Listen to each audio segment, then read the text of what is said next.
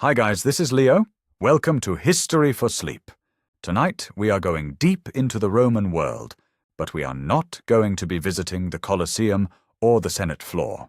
We are going to a place that was just as central to Roman life, but is far less understood. We are going to the Subura, the pulsing, chaotic, and often desperate heart of the city of Rome in the 1st century, and we are going to spend a day and a night inside a lupanar, a Roman brothel. The goal of this show, as always, is to experience what a day in the life was really like, to get past the grand narratives and feel the grit, the sounds, the smells, and the quiet struggles of everyday survival. I find that when we listen to these stories, when we really put ourselves in their place, it connects us to the past in a profound way, and it can be a deeply calming and meditative experience. If you enjoy this journey, I would love it if you would consider giving this a like or subscribing. And please, leave a comment telling me where you are listening from. I read every single one. Alright, let's get into it. Here we go. The first thing you feel is the damp. It is not the clean damp of morning dew on grass, the kind you remember from a life that feels like it belonged to someone else. This is a sour, clinging damp.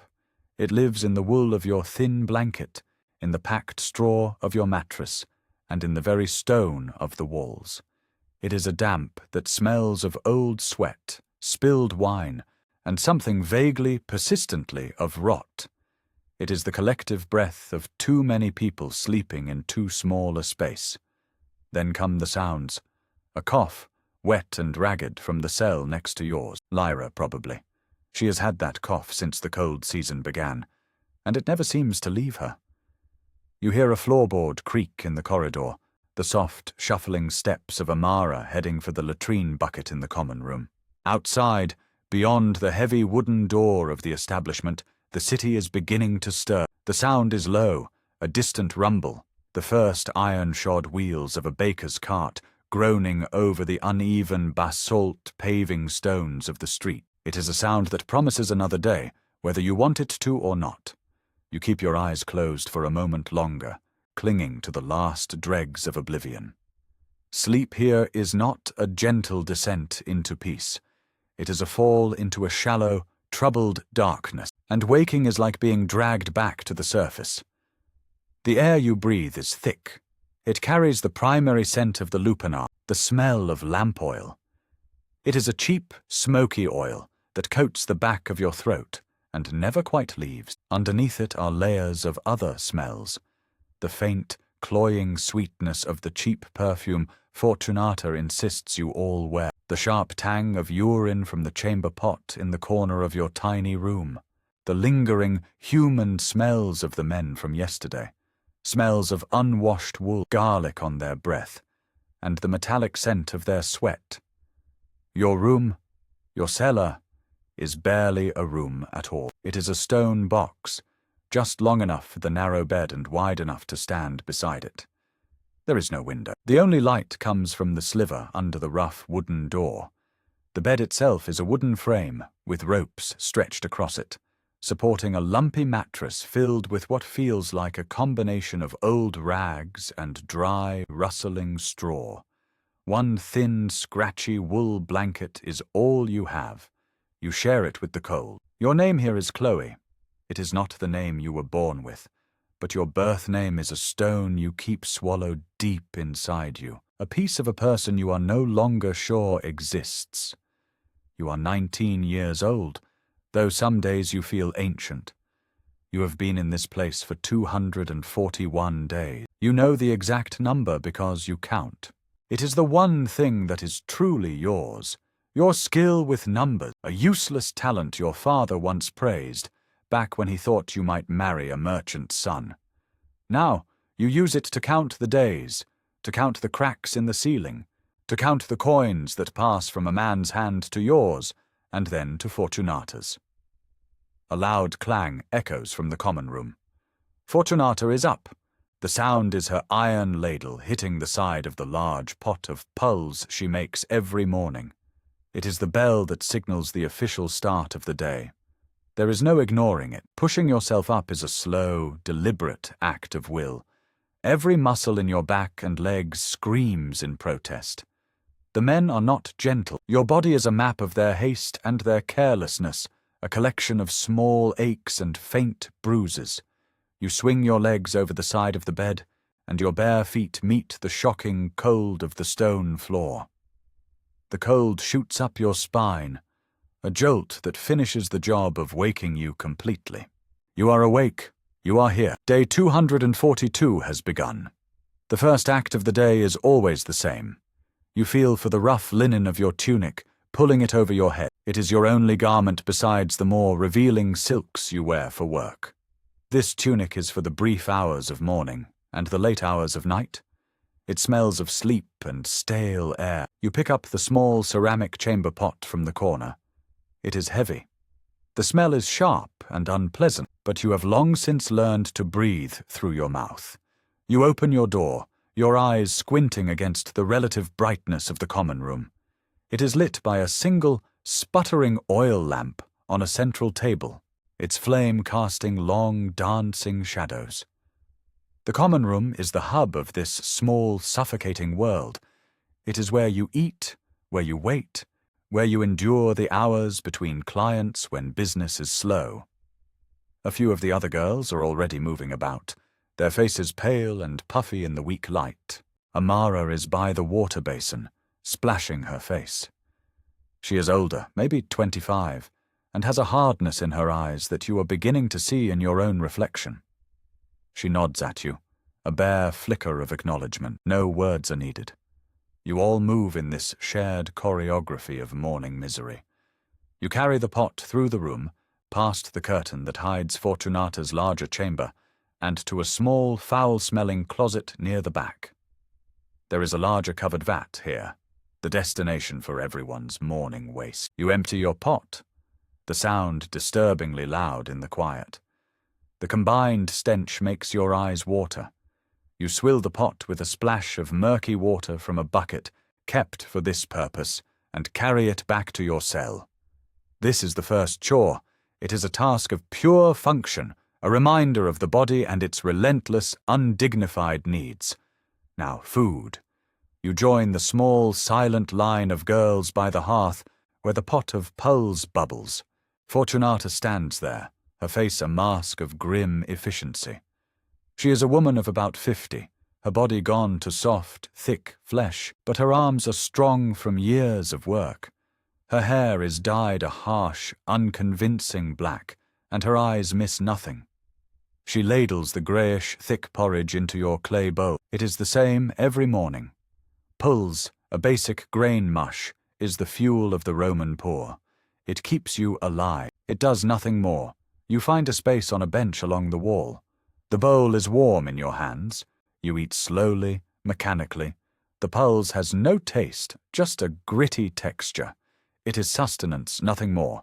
You wash it down with a cup of heavily watered wine, so diluted it is little more than sour, reddish water. But it is wet, and it cuts through the pasty feeling in your mouth. This is breakfast.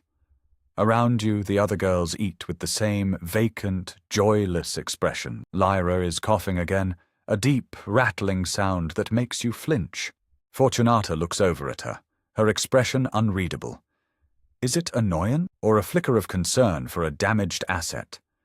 A mainstream historical fact that often surprises people is the simplicity of the Roman diet for the vast majority of the population. While senators and the wealthy were famous for their elaborate, multi-course banquets featuring exotic dishes, the urban poor of Rome subsisted almost entirely on the Mediterranean triad: grain, grapes, and olives. For most, this meant coarse bread or grain porridge like this pulse, supplemented with a few vegetables, cheese, and watered-down wine. Meat was a rare luxury.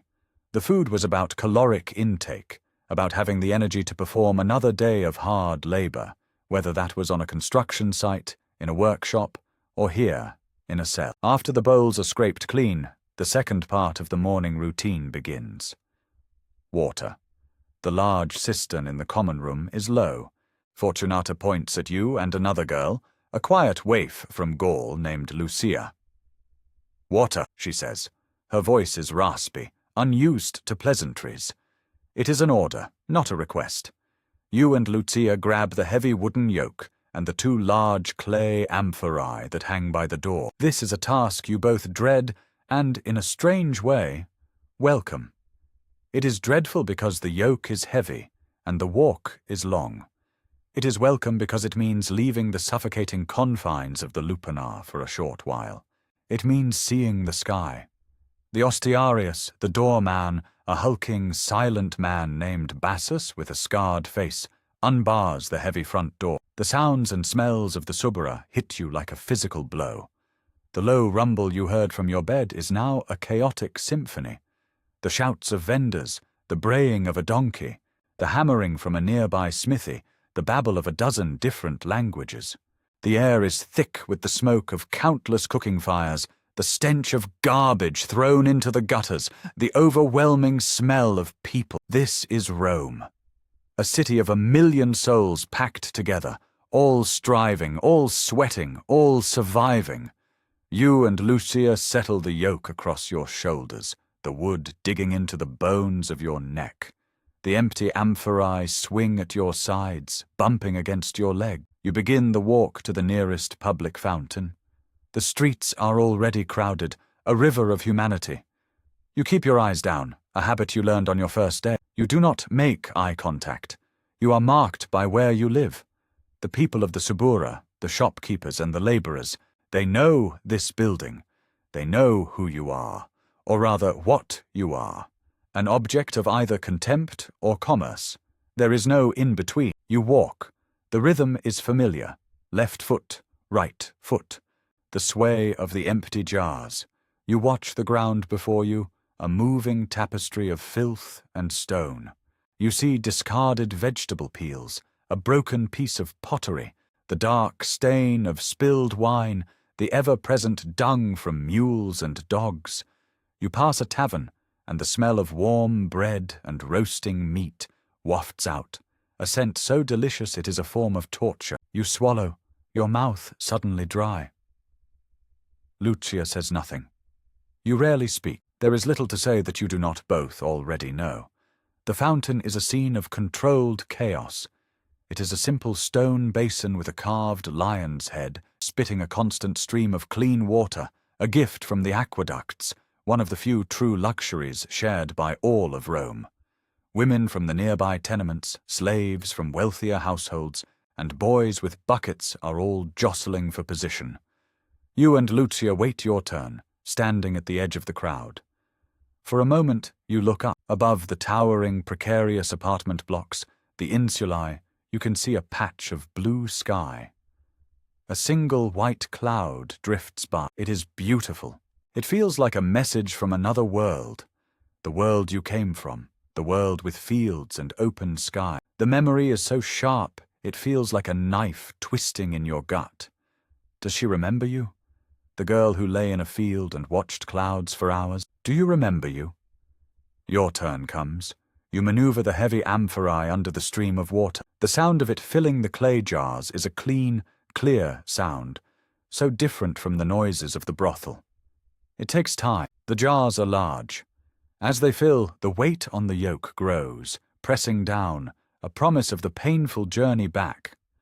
Once they are full, sloshing water over the rims, the real work begins. Lifting the yoke is a coordinated effort. A grunt escapes your lips. Lucia stumbles slightly, and you adjust your balance to compensate. The walk back is slower, more painful. Each step is a negotiation with gravity. The water sloshes, wetting your tunic. The cold water feels good for a moment, then just makes the fabric cling uncomfortably. You focus on the mechanics of walking. Heel, toe. Keep your core tight. Do not think about the burning in your shoulders. Do not think about the way the rough wood is rubbing your skin raw. You pass the same tavern. The smell of bread is gone, replaced by the sharp, fishy scent of garum, the fermented fish sauce that Romans put on everything. It is a smell you have come to associate with the city itself, pungent, pervasive, and impossible to escape.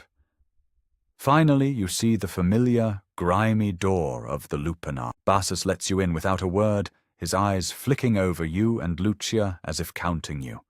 He bars the door behind you, and the roar of the city is instantly muffled, replaced by the familiar, oppressive quiet of the house. You have returned. The brief illusion of freedom is over.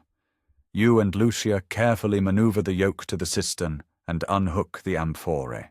Using a bucket, you begin the laborious process of transferring the water from the jars to the large stone basin.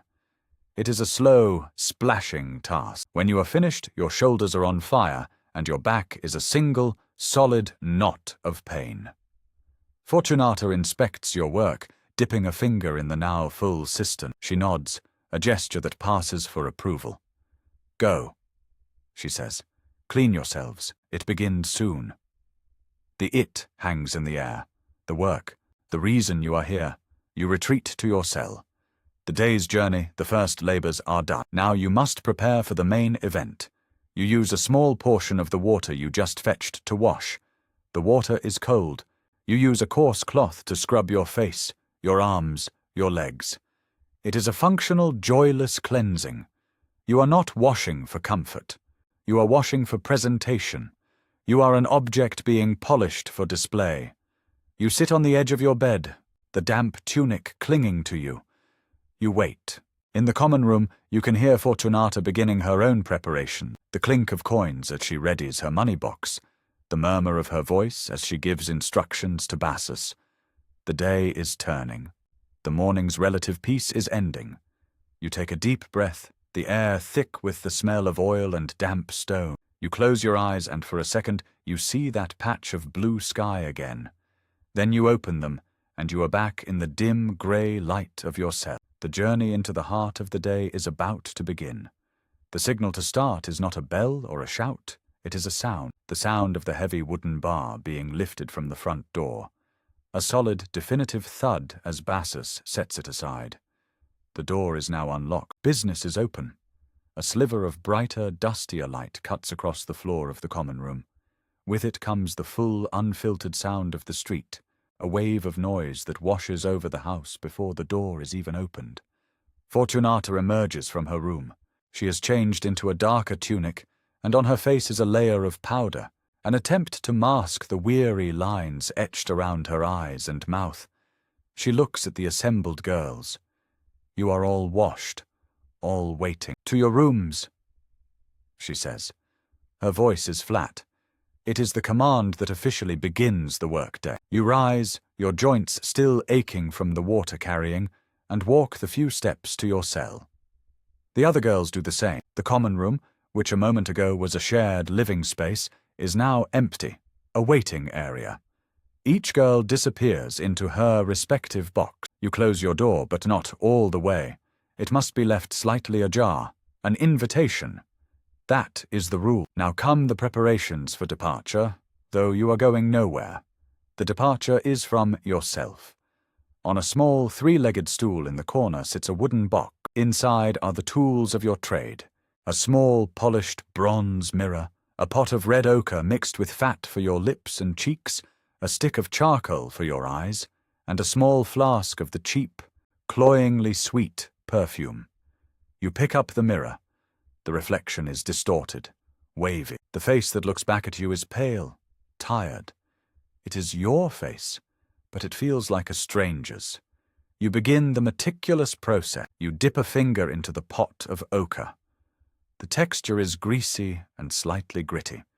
You rub it onto your cheeks, trying to create the illusion of a healthy flush. You rub it onto your lips, staining them a brick red color. It tastes faintly of tallow. Then you take the charcoal stick. You carefully line your eyes, making them appear larger, darker. It is a mask, a uniform. Every girl in the house wears the same face, with minor variation. It is the face of a commodity, designed to be vaguely alluring and entirely anonymous.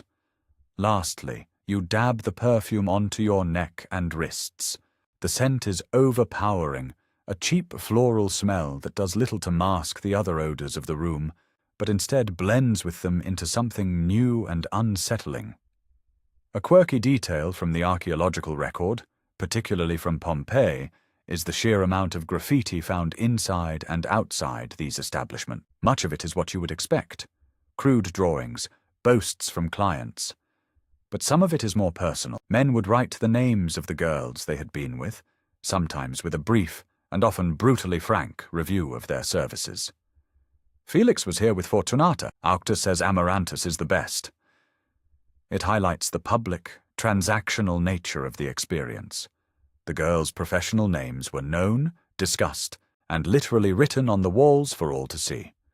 They were local celebrities of a sort, but celebrities with no power, their fame entirely dependent on the whims and words of their clientele. You are finished with your face. Now the clothes. You take off the practical linen tunic and fold it carefully, placing it at the foot of your bed. It is a small link to the non-working parts of your day, and you treat it with care. You put on the work garment. It is a thin, brightly colored piece of silk, what some might call a dress, but it is so short and so sheer that it hides almost nothing. The fabric is cool against your skin, a brief, pleasant sensation before the reality of what it represents settles in. You are now ready. You are Chloe. You are for sale. You sit on the edge of your bed and you wait. This is often the hardest part. The waiting, the listening. The hall outside your slightly open door is silent for now, save for the creak of the floorboards as Fortunata paces. You can hear her low, murmuring voice as she talks to Bassus. You strain to hear, but cannot make out the words.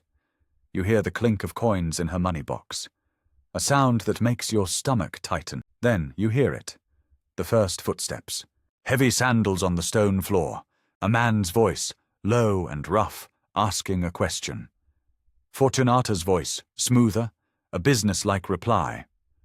You cannot see them, but you can picture the scene perfectly. A man, perhaps a sailor fresh off a ship at Ostia with coin in his pouch, or a soldier on leave from the barracks, or a local merchant slave sent on an errand with a bit of extra money to spend. He will be looking down the hall at the row of slightly open doors.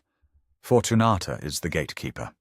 She negotiates the price. The price for a girl in a place like this is surprisingly low, often equivalent to a loaf of bread or a cheap cup of wine. You are not a high-class courtesan entertaining senator. You are at the bottom of the market. The price is fixed. A few asses, the smallest bronze coins. The man pays Fortunata first, always. She takes her cut, which is most of it. The tiny percentage you are allowed to keep goes against the debt you owe her. The debt for your purchase, for your food, for your lodging. It is a debt you suspect you will never pay off. This is not a job.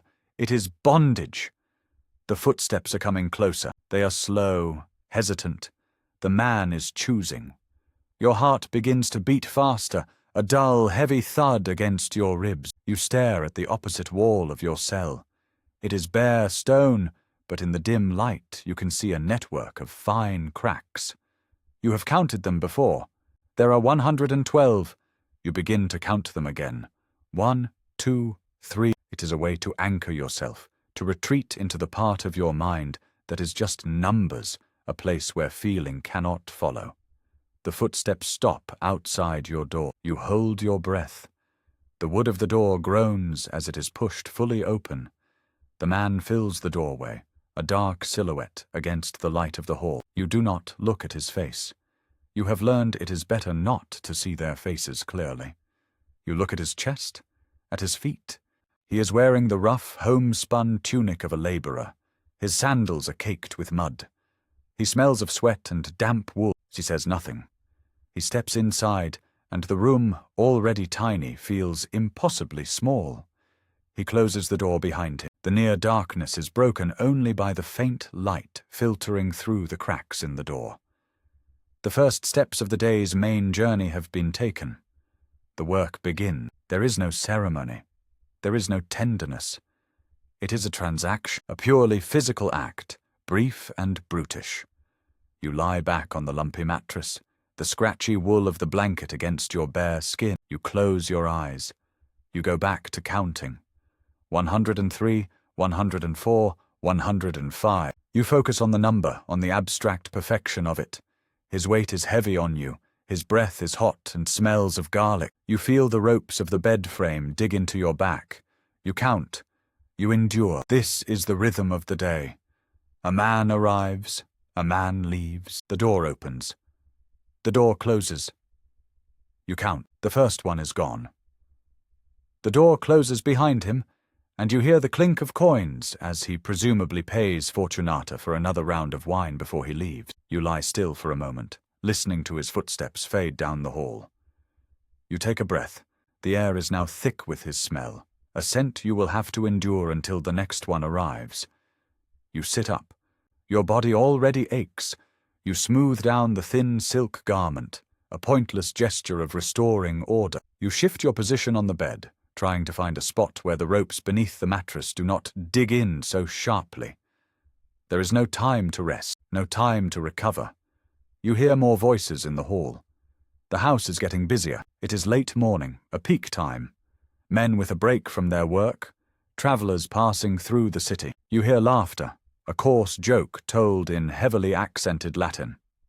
You hear Fortunata's sharp reply, keeping order. This place is a machine, and you are a cog within it. Your function is simple and repetitive. The door opens again. This time you do not even look at the silhouette. You simply shift on the bed, making space. This man is heavier. He smells of the sea, a sharp, salty tang mixed with the smell of stale fish. A sailor, then. His hands are rough, calloused from ropes and oars. He is quicker than the first one. When he is done, he gets up, adjusts his tunic, and leaves without a word. The door closes. You are alone again, in a room that smells of salt and sweat. You have lost count of the cracks on the wall. You start over. 1, 2, 3. Your mind feels numb, insulated. This is the state you strive for, a kind of waking sleep, where your body is present but your mind is far away. Sometimes you drift back to the farm. You remember the smell of rain on dry earth, the feel of the sun on your face, the sound of your mother singing as she worked the loom. These memories are dangerous. They are beautiful, and they are poison. They remind you of what you have lost, and the contrast with your present reality is a physical pain, sharper than any bruise. So you push them away. You go back to the numbers. They are safe. They are clean. They mean nothing. The midday lull arrives without warning. The flow of men, which had been steady for hours, simply stops. The voices in the hall die down. You can hear Fortunata speaking to Bassus, her tone less sharp now. The pressure, for a moment, is off. A few minutes pass in silence, a silence that feels loud and strange after the constant opening and closing of doors. Then you hear Fortunata's voice call down the hall. "Break!" The word is a release. You push yourself off the bed, your legs stiff.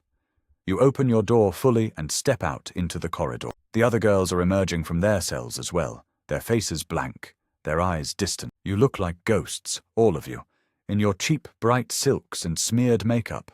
Lyra is leaning against the wall, coughing into her hand.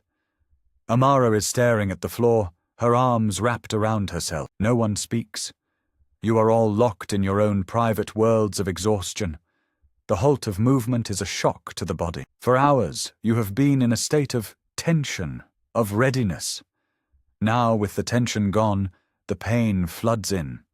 Your lower back throbs with a dull, persistent ache. Your thighs are sore. You feel a sticky dampness on your skin, a mixture of your own sweat and that of strangers. The desire to wash, to be clean, is overwhelming, but you know you cannot. The break is too short. Fortunata has placed a platter on the central table in the common room. On it is a loaf of dark, coarse bread, a small wheel of hard cheese, and a bowl of olive. It is not much, but it is more than the morning's pulse. You take a piece of bread and a few olives. You find a corner of the bench and sit down to eat. You eat quickly, without tasting it. The bread is dry and scrapes the roof of your mouth. The olives are salty and strong. You are not eating for pleasure. You are refueling.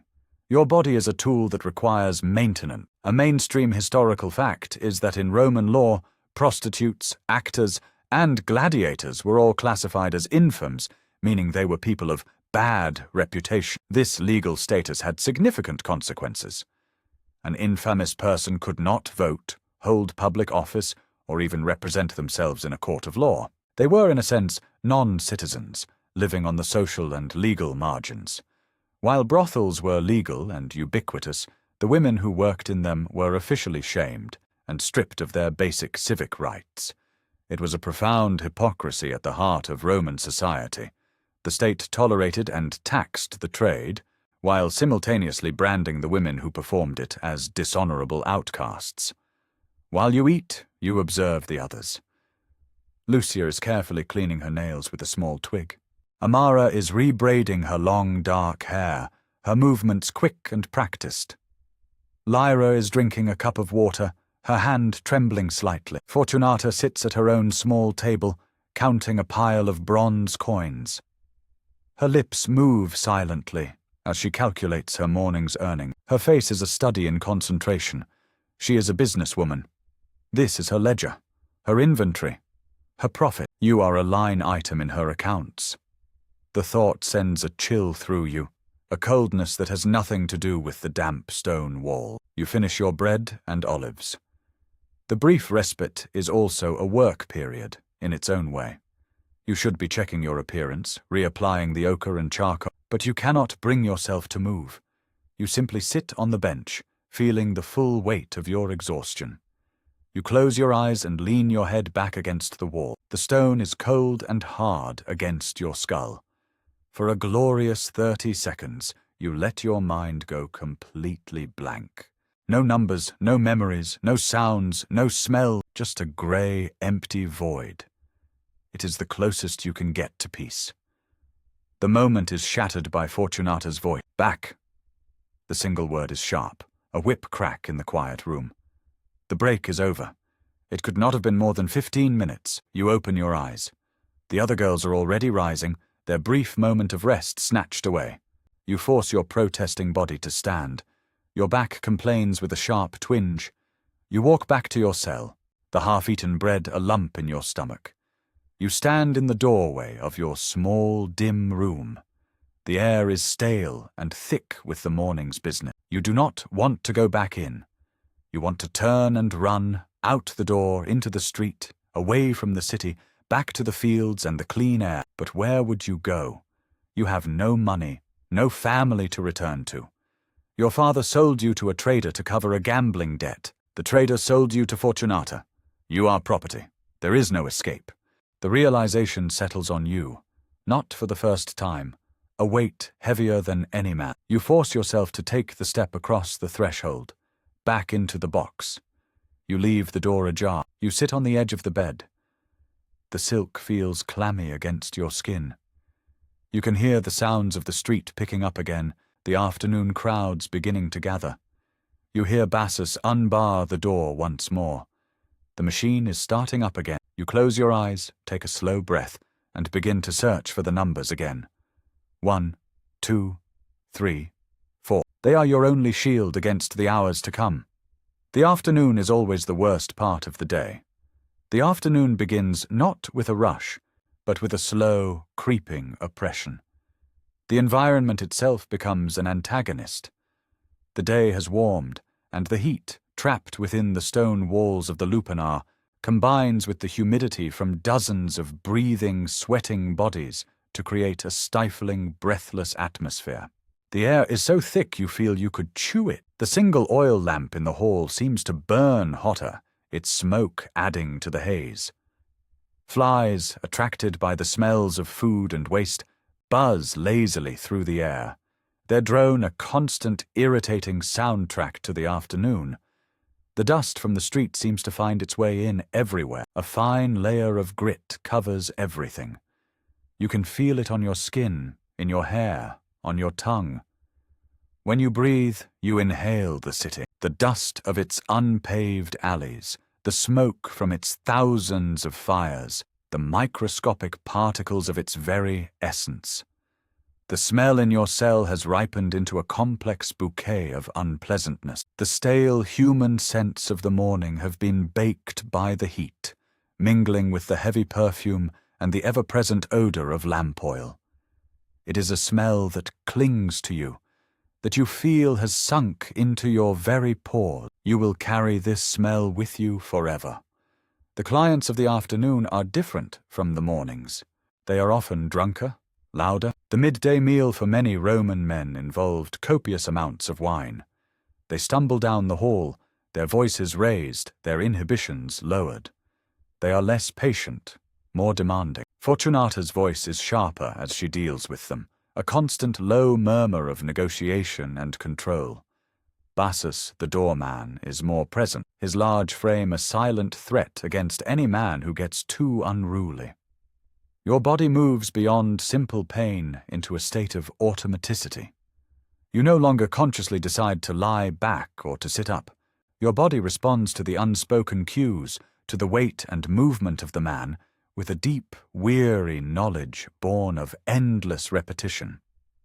You have become terrifyingly efficient at this. Your mind, in turn, perfects its own art of escape. It drifts, it floats away from the tiny, hot, stinking room. Sometimes you retreat into pure sensation, but not the sensations of the present. You remember the feeling of cool mud squishing between your toes as a child, playing by the river.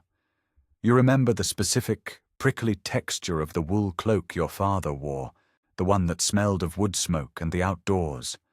You remember the taste of a wild strawberry, a burst of impossible sweetness you found once in the woods. These memories are slivers of a life that feels like a dream, and you hold them in your mind like precious jewels, turning them over and over, examining every facet until they are worn smooth. Other times your mind goes blank, not the peaceful void of the midday break, but a dull grey numbness. You stare at the stone wall, your eyes unfocused, the sounds of the man's grunting, the creak of the bed ropes, the buzzing of the flies. They all blend into a meaningless drone, a background noise that you no longer truly hear. You are not there. You are a body in a room in the Subura, but you, the thinking, feeling part of you, is gone, hibernating, waiting for it to be over. A quirky detail about Roman working life is that the concept of a weekend did not exist. The Roman calendar was filled with religious festivals and public holidays, feriae, which provided frequent days of rest and entertainment. However, for the lowest classes and for slaves, these holidays were often not guaranteed. For someone in your position, the only thing that stops the work is a lack of customers. The days blur into one another, an undifferentiated stream of labor, marked only by the rising and setting of the sun. Sunday is a concept from another universe. The door opens. Another man. This one is young, barely older than you. A soldier you can tell by the cheap iron ring on its finger and the disciplined way he holds himself, even here. He smells of leather and metal polish. He is less rough than the others. There is a hesitation in his movements, a flicker of something that might be nervousness or even shame in his eyes before he looks away. He does not speak. The transaction is silent, almost gentle in its efficiency. When he is done, he stands, and for a moment, he just looks at you. You meet his gaze for a fraction of a second. You see not desire or contempt, but a deep, hollow sadness that mirrors your own. Then he turns and leaves, pulling the door closed behind him. The brief moment of connection, of seeing another human being instead of just a client, is more devastating than any physical roughness. It pierces the numb shell you have so carefully constructed around your heart. A single, hot tear escapes your eye and traces a path through the grime and powder on your cheek. You wipe it away angrily with the back of your hand. You cannot afford this. Feeling is a liability. You force yourself to think of numbers. How many men so far today? 7? 8? You have lost track.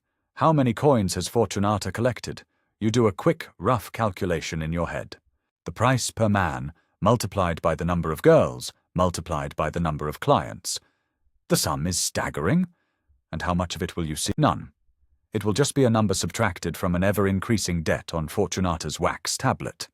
Your skill with numbers, once a source of pride, is now just another tool for understanding the precise architecture of your prison. You hear a crash from the common room, followed by a man's angry shout and Fortunata's voice, raised and furious. Bassus's deep rumble joins in. There is a scuffle, the sound of a body hitting the floor, and then the scraping of someone being dragged out. The front door slams shut. Silence returns, heavier than before. An occupational hazard, a drunk who refused to pay, or who caused trouble. It happens once or twice a week. You feel a tremor of fear, but it is a distant, familiar fear.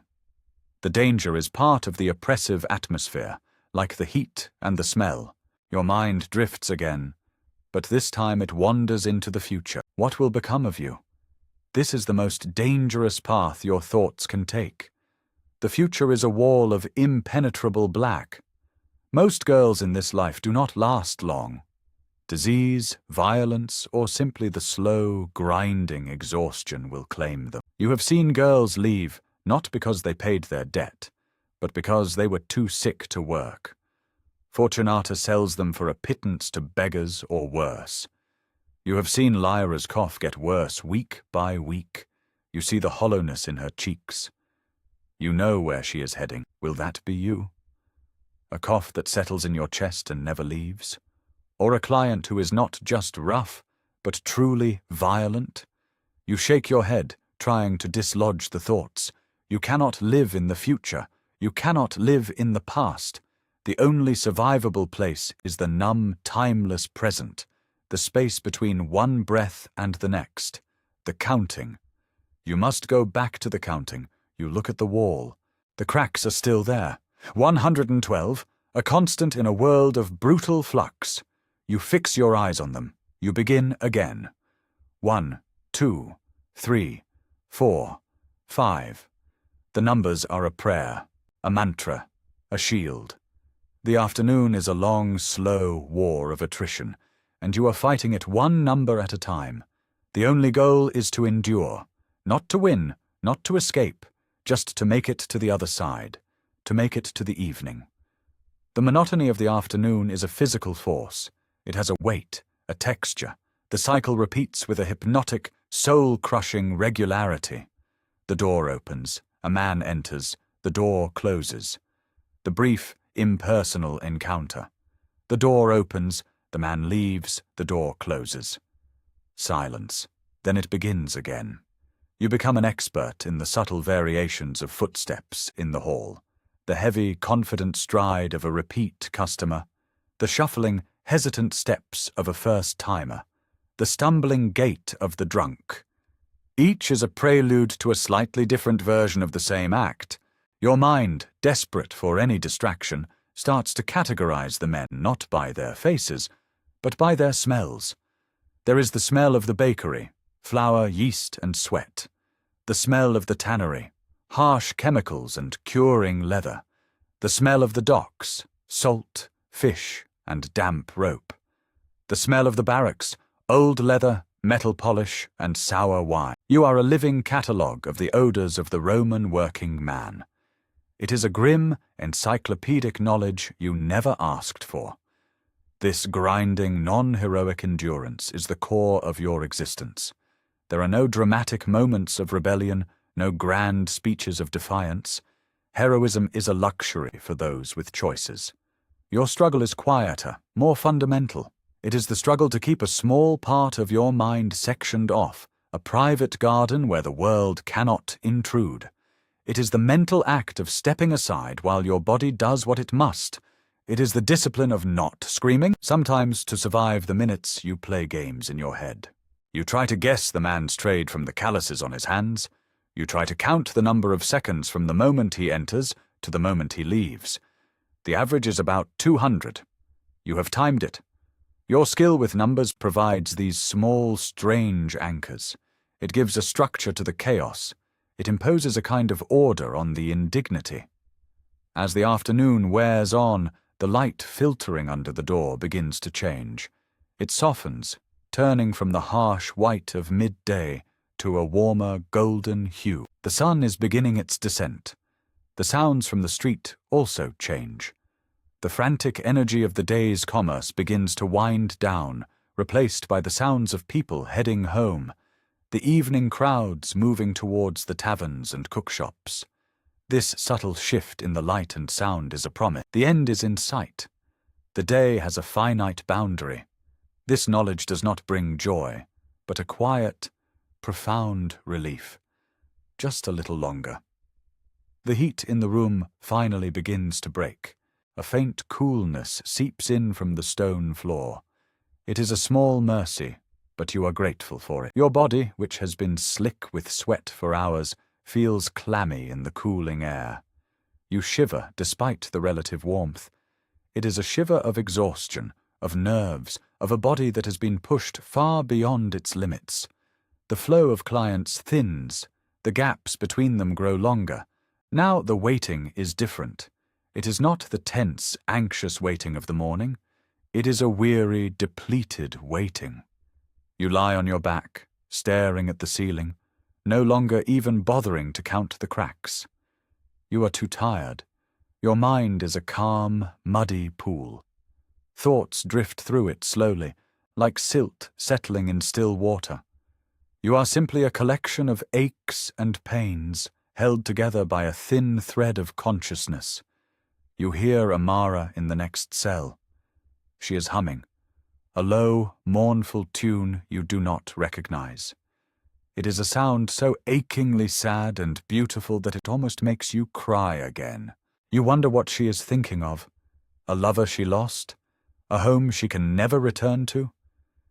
You are all so close, your bodies separated by a few feet of stone, but you are all utterly alone, adrift in your own sea of memory and loss. The humming stops as footsteps approach her door. The familiar creak and close. The melody is cut short. Another historical fact that is often overlooked is the cosmopolitan nature of a place like the Subura. Rome was the capital of a vast empire, and its port at Ostia was a gateway to the world. In this single, crowded district, you would hear not just Latin and Greek, but Punic, Aramaic, Gallic, Germanic, and Egyptian.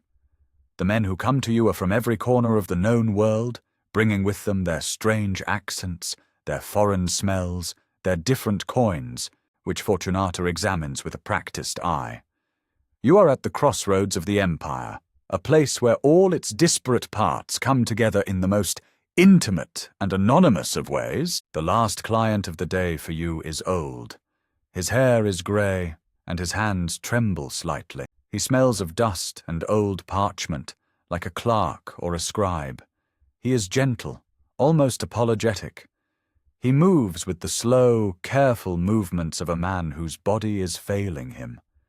When he leaves, he presses a single extra coin into your hand, a small bronze R. His fingers are cold and dry like paper.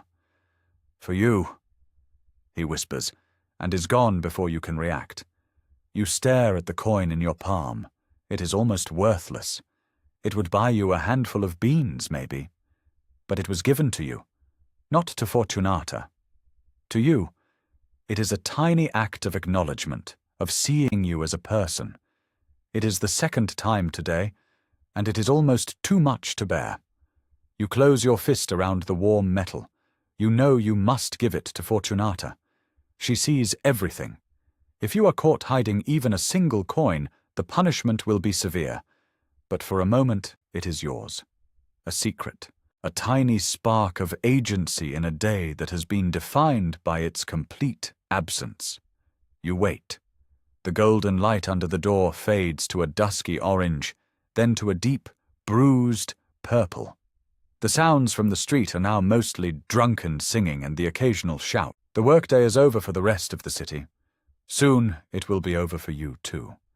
You lie in the gathering dark, the coin a small, hard secret in your hand, and you listen for the one sound you have been waiting for all day. Then it comes, Fortunata's voice, tired but loud, echoing down the hall. "Bar the door. We are closed." It is the signal, the formal announcement that the day's labor is done. The relief is so profound it is a physical sensation. It feels like a heavy cloak being lifted from your shoulders. You hear the thud of the great wooden bar sliding into place, the sound of the lock turning. The outside world is shut out. The work is over. The feeling of stopping, of the pressure finally being released, is disorienting before it is a relief. For a moment you just lie there, your body humming with the phantom vibrations of the day's activity. The abrupt silence is deafening. Then, slowly, the exhaustion you have been holding at bay for hours comes crashing down on you like a tidal wave. It is a deep, cellular weariness, a fatigue of the bone and of the soul. You push yourself to a sitting position. Your head swims. You take the small coin, the old man's gift, and for a moment you consider hiding it. Under the mattress, in a crack in the wall? But you know it is hopeless. Fortunata sometimes makes spot inspections. The risk is too great. With a sigh of resignation, you open your hand and resolve to give it to her. Even this tiny act of rebellion is denied to you. You step out into the common room. The other girls are emerging too, moving like sleepwalkers. The room is thick with shadows, lit only by the one guttering lamp. Lyra is already asleep, slumped on the bench with her head on her knees. Amara is stretching, her back arching like a cat's, a silent protest against the day's stiffness. Fortunata is at her table, her face illuminated by her own small lamp, scratching notes onto a wax tablet with a stylus. She is tallying the day's profits. You walk over to her table. You hold out your hand, palm up, with the single coin in it. "The last one," you say. Your voice is a croak. Fortunata looks up from her tablet. Her eyes fix on the coin, then on your face. Her expression readable. She simply plucks the coin from your palm with her thumb and forefinger and drops it into her money box. It makes a small, lonely clink. She does not thank you. She does not acknowledge the gesture. She just looks back down at her tablet. The transaction is complete. Now the evening chores begin immediately. There is no rest. First, cleaning. Each girl must clean her own cell. You take a bucket with a small amount of water and a rag and return to your room. You wipe down the small stool. You wipe the invisible grime from the walls. You use the remaining water to sluice the floor, pushing the dirt towards the door. The task is performed in a numb haze. It is just one more thing that must be done. Then you tend to yourself. This is the most important ritual of the evening. You strip off the thin, hated silk garment and throw it in a corner. You stand naked in the cold air of your cell. You take the small basin you use for washing and fill it with a little of the precious clean water from the cistern. The water is shockingly cold, but you welcome it. You take a piece of coarse linen and begin to wash. You scrub at your skin, trying to remove the layers of sweat, perfume, and the invisible residue of the day's clients. You wash your face, scrubbing away the mask of ochre and charcoal, revealing the pale, tired girl underneath. Being clean, even for a few hours, feels like reclaiming a small piece of yourself. After washing, you examine your body in the dim light. You check for new bruises, for scrapes, for any sign of sores or disease. This is a constant, low-level anxiety. Your health is your only asset. If you get sick, you cannot work. If you cannot work, you are worthless to Fortunata. You see a new, faint bruise on your thigh, a handprint. You touch it. It is tender. You see where the yoke rubbed your shoulders raw this morning. You gently clean the area. These are the small, private acts of care that keep you going. Once you are clean, you pull on your simple linen tunic. The fabric feels rough, but honest against your clean skin. It is the feeling of being off-duty, of being for a few hours just a person in a room, not a product on display. The evening meal is being served. It is the same as breakfast, a bowl of lukewarm pearls. You are too tired to be hungry, but you know you must eat. You force it down, each spoonful a chore. The other girls eat in silence around the common room table. The only sounds are the scraping of spoons against clay bowls and Lyra's persistent, hacking cough. Sometimes, after the meal, there is a brief period of communal activity. If one of the girls has a bit of energy, she might sing a song from her homeland. Sometimes Amara will tell stories, grim fairy tales from her childhood in Syria. Tonight, there is only silence. The exhaustion is a thick blanket smothering everyone. The day has been too long, too hard. You see Lucia take out a small, carved wooden bird. She holds it in her palm, her thumb stroking its smooth surface. It is the only personal possession you have ever seen her with. A reminder of home, perhaps, a link to a life before this one. You have your numbers. She has her bird. Amara has her stories. Lyra has her cough. You each have your own way of coping, your own private talismans against the darkness. The fire in the hearth has burned down to glowing embers. Fortunata rises from her table, her accounting finally done. She walks to the hearth and banks the embers with a poker, preserving them for the morning. It is the final act of the day. The house is settling into quiet. Sleep, she says to the room at large. It is not a gentle wish. It is an order. You need to be rested for tomorrow. The machine requires its parts to be in working order. You rise from the bench and walk the few steps to your cell. The other girls do the same, disappearing one by one into their stone boxes. You enter your room. The air is cold now, and the dampness you woke up to this morning feels more intense. The smell of the clean, wet floor is a small improvement. You lie down on the lumpy mattress.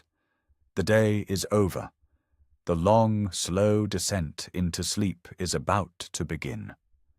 The final preparations for the night are small and simple. You ensure your door is closed tightly, a small act of claiming privacy for the few hours you are allowed it. The common room lamp has been extinguished by Fortunata, plunging the corridor into near total darkness. The only light is the faint, silvery glow of the moon, filtering in through a high, grimy window near the ceiling of the main room, a light that does not reach your cell. You are in a box of blackness. Lying down is not an act of comfort. It is an act of surrender. And it is painful.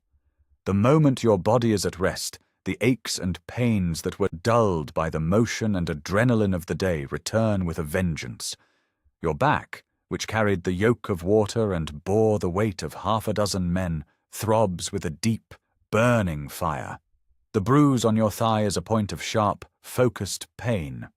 The raw skin on your shoulders stings. Your feet ache from standing, from walking on hard stone.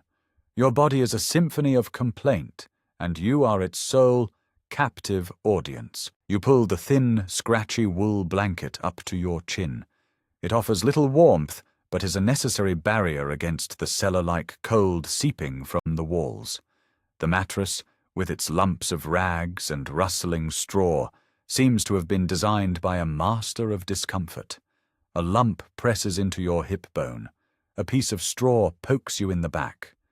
You shift, trying to find a position of least resistance, a negotiation that you know from experience will last for hours. Now, with the body settled into its misery, the mind begins its own nocturnal labors. During the day you can numb it with numbers, with work, with sheer exhaustion. But at night, in the dark and the quiet, it is unbound. The worries you keep locked away during the day come out to pace the cage of your skull. First comes the worry about tomorrow. It will be the same as today. The same pulse, the same chores, the same men. The sheer, crushing monotony of it stretches before you in the darkness, an endless, featureless road. How many more days can you do this? How many more weeks, months, years? The question is a black hole that threatens to swallow you. You try to push it away, but it lingers at the edge of your thoughts. Then comes the fear. The fear of disease is a constant, low hum beneath the surface of your life. You see Lyra, and you see a possible future. Every strange ache, every cough, every feverish feeling sends a jolt of panic through you. You fear the clients, not just their roughness, but the diseases they might carry from a dozen different ports, a dozen different provinces. You fear Fortunata's cold, calculating gaze when she looks at a girl who is flagging. You fear being cast out, sick and penniless, onto the merciless streets of Rome. And then, the most painful visitor of the night arrives. Nostalgia. In the dark, the memories of your past life are more vivid, more potent. You remember your mother's face, not as a blurry image, but with perfect clarity. The lines around her eyes when she smiled, the way she tucked a stray piece of hair behind her ear. You remember the smell of her baking bread, a smell so different from the sterile scent of the city's bakeries. You remember your father, before the gambling took him, teaching you how to count on an abacus, his large, gentle hand guiding yours. These memories are a paradise and a torment. They are the proof that you were once someone else, someone happy. And the distance between that girl and the woman lying on this mattress is a chasm so vast it makes you feel dizzy. You turn onto your side, curling into a ball, pulling your knees to your chest. It is a primal, defensive posture. You are trying to make yourself smaller, to protect the soft, vulnerable core of yourself. You listen to the sounds of the house, the creak of the building settling, the faint, ever-present sound of Lyra's coughing from the next cell, the distant, muffled sound of a dog barking in some alleyway. You are not alone, but you have never felt more lonely. The sheer scale of your struggle feels immense. You are one girl in one cell, in one brothel, in one district of a city of 1 million people, in an empire of 50 million. You are a grain of sand, and the tide is pulling you out to sea. As your mind begins to fragment, drifting on the edge of sleep, the narrator's voice begins to shift. Your specific, personal struggle begins to blur, to soften, to connect with something larger, something universal. This is the nightly surrender, a ritual enacted by billions of souls throughout human history. The laborer falling into his cot after a day in the fields, the soldier collapsing on his bedroll after a long march, the weaver slumping away from her loom. The details are different. A straw mattress in Rome, a feather bed in a medieval castle, a sleeping bag on a factory floor, but the essence is the same. It is the sacred, desperate human need for rest. You, lying in this Roman brothel, are part of that endless chain.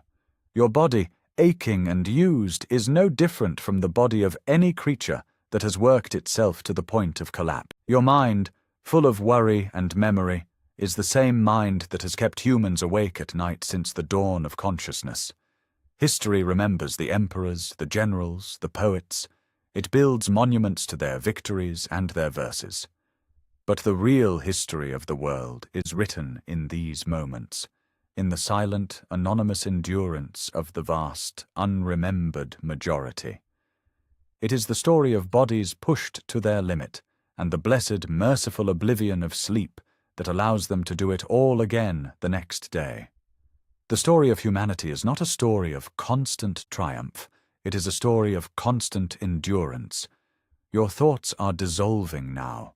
The sharp edges of worry and memory are becoming soft, indistinct. The counting, your faithful shield, returns one last time, but it is slow, lazy. 1, 2. The numbers are no longer a defense, but a lullaby. The image of the single white cloud in the patch of blue sky floats through your mind. No longer painful, just a serene, distant image. The ache in your back fades to a dull warmth. The cold of the room recedes. You are drifting. The final surrender is not a conscious decision. It happens to you. Your breathing deepens, becomes slow and regular. The tight knot of anxiety in your stomach finally uncoils. The darkness behind your eyes is no longer a threatening void, but a soft, welcoming velvet. You fall into the deep, dreamless well of exhaustion. It is a mercy a small death at the end of the day, from which you will, unfortunately, be resurrected in the morning. For now there is no Chloe, no girl from the country, no numbers, no pain. There is only the profound, absolute peace of non-existence. You are asleep, and so you sleep, a deep and heavy slumber earned through a day of relentless struggle. The woman who runs this place, the other women in their cells, the city of Rome itself, it all fades away.